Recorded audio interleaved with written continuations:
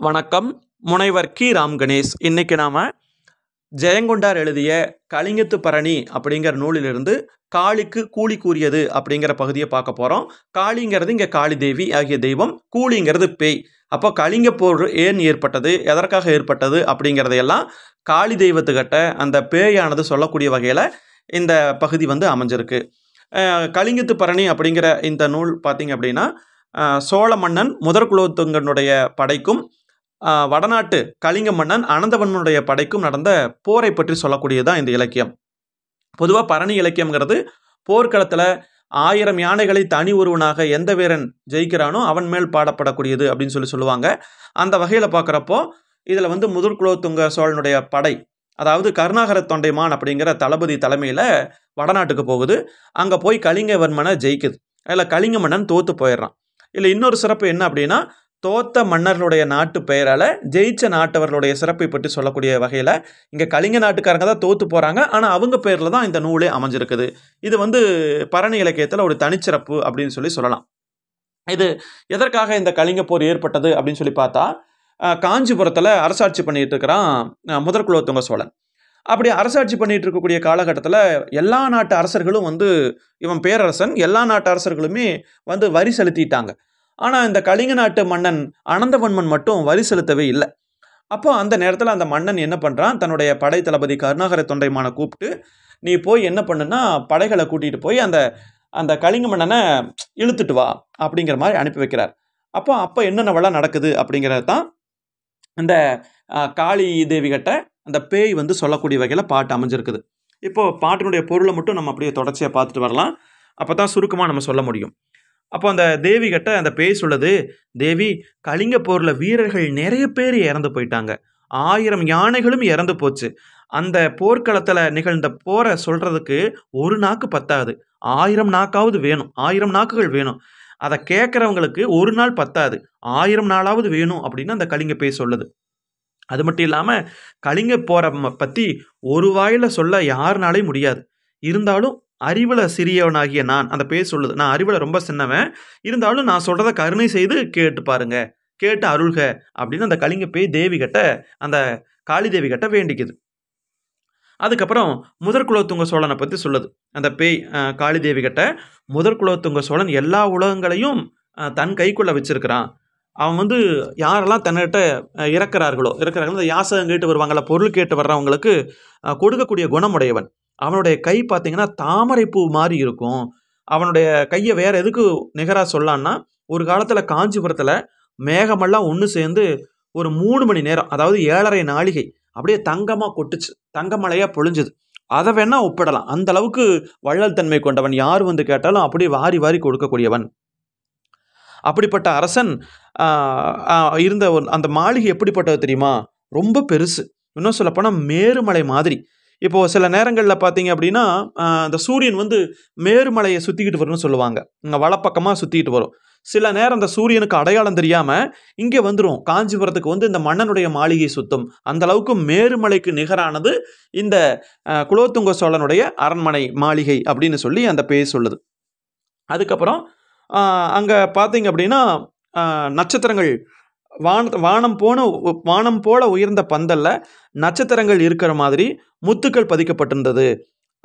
அது ஒரு முழு நிலாவுக்கு ஒப்பு அப்படின்னு சொல்லக்கூடிய அளவில் அவனுடைய வெண்கொற்ற குடை நிழல் செய்து கொண்டிருந்ததுன்னு சொல்கிறாங்க. அரசனுடைய வெண்கொற்ற குடையினுடைய சிறப்பை சொல்கிறாங்க. அது ரொம்ப பெருசாக இருந்துச்சு, நிலா மாதிரி இருந்துச்சு அப்படின்னு சொல்கிறாங்க. அதுக்கப்புறம் குலோத்துங்கன் சித்திர மண்டபத்தில் உட்காந்துருக்கிறான் அந்த அரசன். அப்படியே பார்க்கறதுக்கு திருமால், இந்த தெய்வம் திருமால் இருக்கும் இல்லையா, அந்த கடவுள் மாதிரி இருக்கிறான். அவன் தலைக்கு மேலே வெண்கொற்ற கொடை இருக்குது. அவனுக்கு 2 பக்கம் சாமரம் வீசிட்டு இருக்கிறாங்க. சாமரம்னா தெரியுமா, விசிறி வீசிக்கிட்டு இருக்கிறாங்க. அது பார்க்கறதுக்கு எப்படி இருக்குது தெரியுமா, இந்த பெருமாள் திருப்பார் கடலில் இருப்பார் திருமால். அப்போ 2 பக்கங்கள்லையும் இந்த அலைகள் எழுந்தும் தாழ்ந்தும் திருமாலுக்கு பணி செய்கிற மாதிரி இந்த சாமரங்கள் வீசி கொண்டிருந்த நிலை பார்க்கறதுக்கு அப்படி இருந்துச்சு. அதுக்கப்புறம் இந்த முதற்குலோத்துங்க சோழன் இந்த உலகத்தை எல்லாம் தன்னுடைய தோளில் சுமந்திருக்கிறான். அந்த அரச பாரதவே தாங்கிட்டு இருக்கிறான். அந்த பொன்னாளான அந்த மேருமலையில் போய் அவனுடைய சோழர்களுக்குரிய கொடி இருக்கும் இல்லையா, புலிக்கொடியை எழுதிட்டு வந்தான். சிம்மாசனத்தில் ஒரு ஆண் சிங்கம் இருக்கிற மாதிரி இருந்தான். அதை சொல்கிறாங்க. அது மட்டும் இல்லாமல் இந்த ஆதிசேஷன்கிற பாம்பு எப்படி உலகத்தை தன் தலையில் தாங்குதோ அது மாதிரி இவனும் தாங்கி கொண்டிருக்கிறான் அது மட்டும் இல்லாமல் நிறைய நூல்களை கற்றிருக்கிறான். ரத்தினத்தாலான அணிகலன்கள் அணிந்திருக்கிறான். அவனுடைய தோள்களில் சிங்கத்தை வாகனமாக கொண்ட வீரமகள் உட்கார்ந்திருக்கிறாள். அதுக்கப்புறம் சிறந்த திருமகள் ஒரு பக்கம் அமர்ந்திருக்கிறாள். அது மட்டும் இல்லாமல் கற்பக மரமே வெக்கப்பட்டு போயிருமா. கற்பக மரம்ங்கிறது தேவலோகத்தில் இருக்கக்கூடிய ஒரு மரம். அது யார் வந்து என்ன கேட்டாலும் அப்படியே கொடுக்கும். அதே வெக்கப்பட்டு போகிற மாதிரி வர்றவங்களுக்கெல்லாம் பொன்னையும் பொருளையும் வாரி வாரி கொடுப்பான்.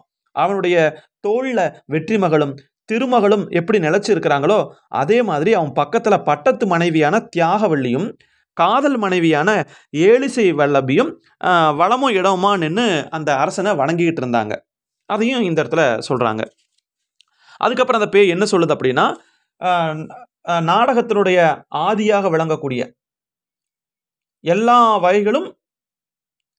வகைகளில் சிறந்தவங்களும், பாடல் வகைகளில் சிறந்தவர்களும், ஆடல் பாடல்களில் சிறந்தவர்களும், ரம்பை மாதிரி இருக்கிறவங்களும் எல்லாருமே அந்த இடத்துல கூடி இருக்கிறாங்க. இந்த ஆடல் பாடல் வல்லவங்க, நாடகம் நடத்தக்கூடியவங்க எல்லாரும் அங்கே வந்து நிற்கிறாங்க. அதுக்கப்புறம் அரசனை புகழ்ந்து பாடக்கூடியவங்க, உட்கார்ந்து பாடுறவங்க, நின்று பாடுறவங்க, இந்த மாதிரி அவங்க எல்லாருமே அரசனை வணங்கி பாடிக்கிட்டு இருக்கிறாங்க.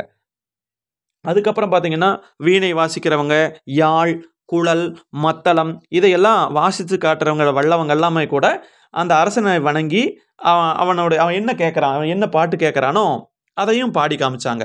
அது மட்டும் இல்லாமல் முதற்குலோத்துங்க சோழன் இசை நூல் கூட எழுதியிருக்கிறான். அந்த இசைவாணர்கள், இசையில் வல்லவர்கள் கூட அதை கற்றிருக்கிறார்கள். அவங்க அதை பாடுவாங்க. அப்படி யாரெல்லாம் பாடுறாங்களோ அவங்களுக்கு தங்கம், குதிரை, யானை, ஊதுகொம்பு எல்லாம் கொடுப்பான். அதே மாதிரி இந்த இசைவாணர்கள் பாடி இசையில் குலோத்துங்கன் குற்றம் கண்டுபிடிப்பானா. ஏன்னா இவனும் ஒரு இசை கலைஞன் அல்லவா, அதை கூட கூப்பிட்டு சொல்லுவான், இந்த இடத்துல தப்பு இருக்கு அப்படின்னு அதை கூட கேட்பானா. அந்த அளவுக்கு இசையிலும் ஒரு ஆற்றல் வாய்ந்தவனாக இந்த மன்னன் இருந்தான். அதுக்கப்புறம் குலோத்துங்க அரசன் பார்த்தீங்கன்னா யானை மேலே உட்காந்துக்கிட்டு நிறைய பேரோட போர் புரிஞ்சிருக்கிறான். அவனுக்கு எதிர் நிற்க முடியாமல் அந்த பகைவர்கள் அவங்க குடை, சாமரம் இதையெல்லாம் வீசிட்டு ஓடிடுவாங்க. உடனே இந்த வீரர்களை விட்டு அந்த மன்னன் பிடிச்சிட்டு வர சொல்லுவான். அப்புறம் அவங்களுடைய கொடி, அவங்க குடைகள், சாமரத்தையெல்லாம் கொண்டு வந்து பக்கத்தில் அரசங்கட்டுன்னுட்டு சேவை பண்ணிகிட்டு இருந்தாங்க அந்த பகைவர்கள். அது மட்டும் இல்லாமல் அரசர்களுக்கெல்லாம் தலைவனாகி அந்த முதற்குலோத்துங்க சோழன் தேவலோகத்தில் கூடிய தேவேந்திர மாதிரி அந்த அரியாசனத்தில், சிங்காசனத்தில் உட்கார்ந்துருந்தான். அந்த தென்னவர், இந்த பாண்டியமன்னுடைய மனைவிமார்கள், இன்னும் அவங்ககிட்ட தோத்து போன அரசர்களுடைய மனைவிமார்கள் எல்லாம் குலோத்துங்கனுடைய மனைவிமார்களுக்கு ஏவல் பண்ணிக்கிட்டு இருந்தாங்களாம். அவங்க கொடுத்த அந்த எடுபிடி வேலையை செஞ்சுக்கிட்டு இருந்தாங்களாம்.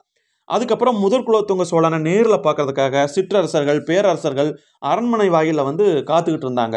அந்த நேரத்தில் வண்டை அப்படிங்கிற நகரத்திற்கு தலைவன் கருணாகர தொண்டைமான், அவன் வந்து குலோத்துங்கனுடைய அமைச்சர்கள் ஒருவன். அந்த கருணாகர தொண்டைமானும் மற்ற அமைச்சர்களும் குலோத்துங்கனுடைய காலில் முடி வைத்து வணங்குவாங்களாம், தலையை வச்சு வணங்குவாங்களாம், அவனை சுற்றிலும் நிற்பாங்களாம். அப்போது அந்த நேரத்தில் அரசருடைய ஆணைப்படி அவருடைய கட்டளைகளை எழுதி நிறைவேற்றக்கூடியவரை திருமந்திர ஓலை என்பவர் அப்படின்னு ஒருத்தர் இருக்கிறார். அரசர் ஆணைப்படி அவர்தம் கட்டளைகளை எழுதி நிறைவேற்றக்கூடியவர் திருமந்திர ஓலை அப்படிங்கிறவர். அவர் என்ன பண்ணுவார்னா, குலோத்துங்கனுடைய அரண்மனை வாசலில் நின்றுக்கிட்டு யாரெல்லாம் அந்த வரி செலுத்த வந்திருக்கிறாங்களோ அவங்களையெல்லாம் மன்னர்கிட்ட போய் கேட்டுட்டு தான் உள்ளே அனுப்புவார். இவங்கெல்லாம் அரசே, மன்னர்கள் வந்து கப்பம் செலுத்த காத்துக்கிட்டு இருக்கிறாங்க அப்படின்னு அந்த திருமந்திர ஓலை சொன்னதுக்கு அப்புறம் தான் எல்லாருமே உள்ளே வர முடியும். அப்படி யாரெல்லாம் வந்தாங்க அப்படின்னு சொல்லி பார்த்தா, தென்னாட்டு பாண்டிய மன்னர், இவங்கெல்லாம் அந்த குலோத்துங்க சோழனுக்கு வரி செலுத்த வந்தவர்கள். தென்னாட்டு பாண்டிய மன்னர், சேரர், கொள்ளத்தை ஆண்ட கூபகர், சாவகர், சேதிபர், யாதவர், கன்னடர், வல்லவர், கைதவர், காடவர், காரிபர், கோசலர், மைசூர் பகுதி ஆண்ட கங்கர், கராளர், கவிந்தர், துமிந்தர், கடம்பர், துளும்பர், வங்கர், இலாடர், மராடர், வீராடர், மயிந்தர், சைந்தர், சிங்களர், வங்களர், சேகுனர், சேவனர், சீயனர், இன்னும் நிறைய, கிட்டத்தட்ட பார்த்தீங்க அப்படின்னா ஒரு 48 அரசர்கள், ஒரு 48 அரசர்களும் குலோத்துங்கனுடைய அரசவையில் ஒன்றாக கூடி வந்து நின்று வரி செலுத்திக்கிட்டு இருக்காங்க. அப்போ என்ன பேசுகிறாங்க அப்படின்னு பார்த்தா, எல்லா நகரங்களையும் எல்லா நாடுகளையும் கருணையால் எங்களுக்கு கொடுத்தீங்க, நீங்கள் எங்களுக்கு என்னவெல்லாம் கொடுக்க சொன்னீங்களோ அதையெல்லாம் நாங்கள் கொண்டு வந்து உங்களுக்கு கொடுத்துட்றோம், எங்களுக்கே எங்கள் நாட்டை கொடுத்துட்டீங்க, நீங்கள் சொல்லக்கூடிய திரைப்பொருள்களை எல்லாம் நாங்கள் செலுத்தி விடுகிறோம் அப்படின்னு எல்லாரும் கை குவிச்சு அந்த மன்னனை வணங்கினாங்களாம், குலோத்துங்க சோழனை வணங்கினாங்களாம்.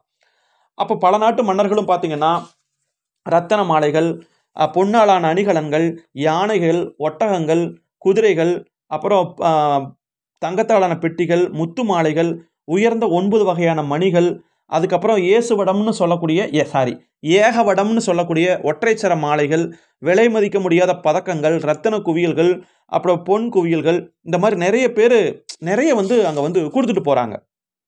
அதுக்கப்புறம் முதல் குலோத்துங்க சோழன்கிட்ட கருணையை எதிர்பார்த்தவங்க யானைகளை ரொம்ப கொடுத்தாங்க.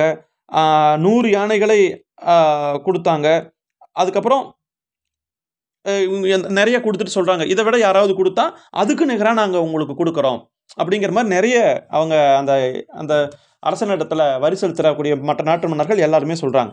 அப்போது முதல் குலோத்துங்க சோழன் சொல்கிறான், அரசர்களே, நீங்கள் வந்து நீ பயப்பட வேண்டாம், என்ன நீங்கள் வந்து சரணடைஞ்சிட்டீங்க இல்லையா, அதனால் உங்களுக்கு எல்லாமே கிடைக்கும், நீங்கள் போங்க, உங்கள் நாட்டை நீங்கள் சிறப்பான முறையில் அரசாட்சி பண்ணுங்க, அப்பப்போ நீங்கள் செலுத்த வேண்டிய அந்த வரி பொருட்களை மட்டும் தவறாமல் செலுத்திடுங்க அப்படின்னு சொல்லிட்டு, இப்போது அரசன் என்ன பண்ணிட்டான்னா அந்த திருமந்திர ஓலை அப்படிங்கிற ஒருத்தனை பார்க்குறார்.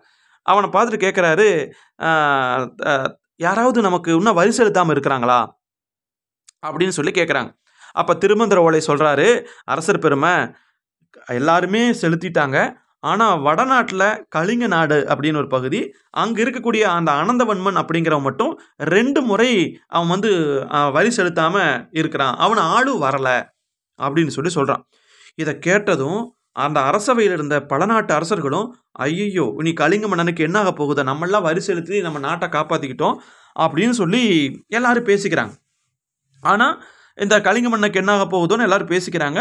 ஆனால் முதல் குலோத்துங்க சோழனுடைய முகத்தில் ஒரு கோபமோ ஒன்றுமே தெரியல.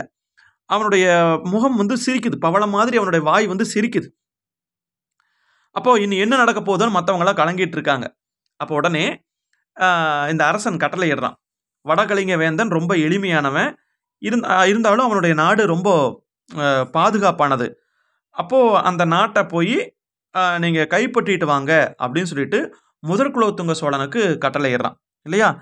அந்த அந்த போய் மதநீரை உண்டு ஆரவாரம் செய்யும்படியாக, வண்டுகள் மதநீரை உண்டு ஆரவாரம் செய்யும் இல்லையா, அது மாதிரி மலை போல இருக்கக்கூடிய யானைகளை கொண்டு போய் அந்த கலிங்க நீங்கள் கொண்டு வாங்க அப்படின்னு சொல்லிட்டு முதல் குலோத்துங்க சோழனுக்கு மன்னிக்கணும், முதல் குலோத்துங்க சோழன் அந்த கருணாகர தொண்டைமான் அப்படிங்கிற படைத்தளபதிக்கு கட்டளை இடுகிறான். அப்போ இது வரைக்கும் நம்ம பார்த்துருக்கோம். அப்போது எல்லா அரசர்களும் வரி செலுத்திட்டவங்க, வரி செலுத்துறவங்களாம் நல்லா பார்த்துக்கிறான். வரி செலுத்தாத அந்த கலிங்க மன்னன் மேலே போர் தொடுக்க அந்த கருணாகர தொண்டைமான் அப்படிங்கிற படைத்தளபதியை இந்த முதல் குலோத்துங்க சோழன் அனுப்புகிறான். இதோட இந்த பகுதி இருக்குது. இன்னும் காளிக்கு கூலி கூறியது தொடர்ச்சியாக வருது. நம்ம அடுத்தடுத்த பதிவுகளில் பார்க்கலாம். மிக்க நன்றி. மீண்டும் நாம் அடுத்த பதிவில் சந்திக்கலாம். வேறு ஏதாவது சந்தேகங்கள் இருந்தால் நீங்கள் சொல்லுங்கள்.